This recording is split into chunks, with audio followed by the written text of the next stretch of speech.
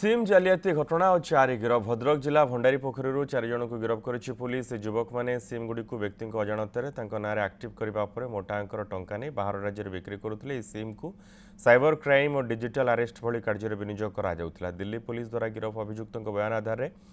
पुणी 4 जन को भद्रक पुलिस विभिन्न अंचल गिरफ कर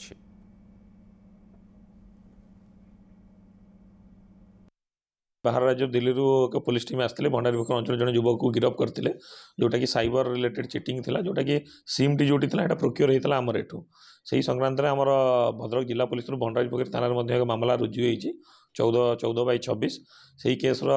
तदंत पर आमको जाना पाई आहरी से कार्य संपृक्त अच्छा किसी युवक 4 जन को गिरफ कर आज कोर्ट चालाण कराई जे मैंने कौन कर फर्जी दस्तावेज